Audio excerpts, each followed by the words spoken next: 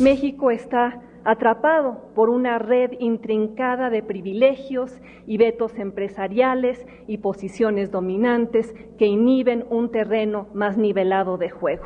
Una red que opera a base de favores y concesiones y protección regulatoria que el gobierno ofrece y los miembros de la cúpula empresarial de este país exigen para invertir. ¿Quién?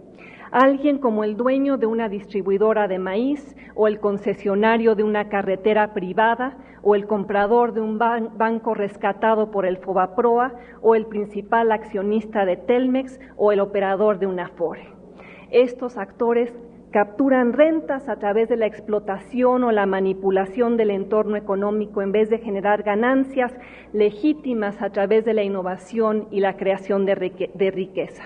Y los consumidores, los ciudadanos de México, contribuyen a la fortuna de los rentistas cada vez que pagan la cuenta telefónica, la conexión a Internet, la cuota en la carretera, la tortilla a un precio fijo, la comisión de las Afores, la comisión por una tarjeta de crédito, ejemplo tras ejemplo de rentas extraídas a través de la manipulación de los mercados.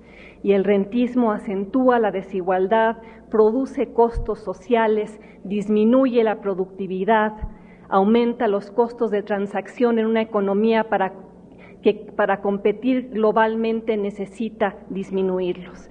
Y para extraer esas rentas, esos jugadores dominantes han erigido altas barreras de entrada a nuevos jugadores, creando así cuellos de botella que inhiben el crecimiento de México en un mundo cada vez más globalizado.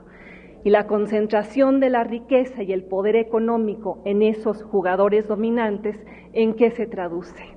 En ventajas injustas, en captura regulatoria, en políticas públicas que favorecen intereses particulares.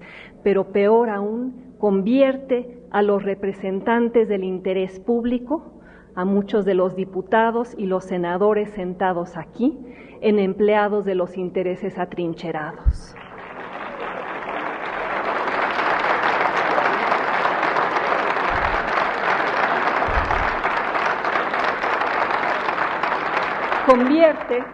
Convierte al gobierno en empleado de las personas más poderosas del país y lleva a las siguientes preguntas. ¿Quién gobierna en México?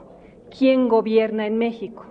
¿El Senado de la República o Ricardo Salinas Pliego cuando logra controlar los vericuetos del proceso legislativo, como lo hizo en el tema de los corresponsales bancarios?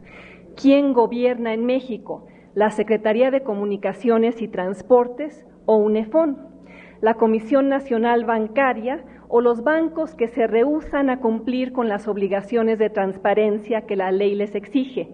¿Quién gobierna en México? ¿La Secretaría de Educación Pública o el Bester Gordillo? ¿La Comisión Federal de Competencia o Carlos Slim? ¿Pemex o Carlos Romero de Champs? ¿Ustedes o una serie de intereses que no logran contener? Porque ante los vacíos de autoridad y la captura regulatoria y las decisiones de política pública que benefician a una minoría, la respuesta parece obvia.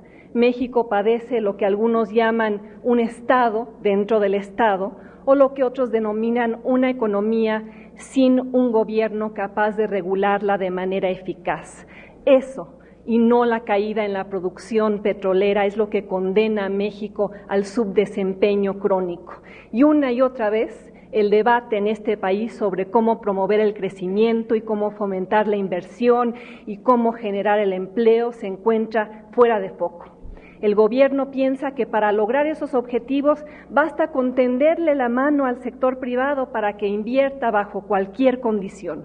Y el sector privado, por su parte, piensa que es la panacea que se le permita participar, por ejemplo, en el sector petrolero. Pero esa es solo una solución parcial a un problema mucho más profundo. El meollo detrás de la mediocridad económica de México se encuentra en su estructura económica y en las reglas del juego político que la apuntalan. una estructura demasiado pesada en la punta de la pirámide, una estructura oligopolizada donde unos cuantos se dedican a la extracción de rentas, una estructura de complicidades y colusiones que el gobierno permite y del cual también se beneficia. Y claro, muchos de los miembros del gabinete de Felipe Calderón, muchos de los presentes en este foro, hablarán del crecimiento como prioridad central, pero más bien lo perciben como variable residual.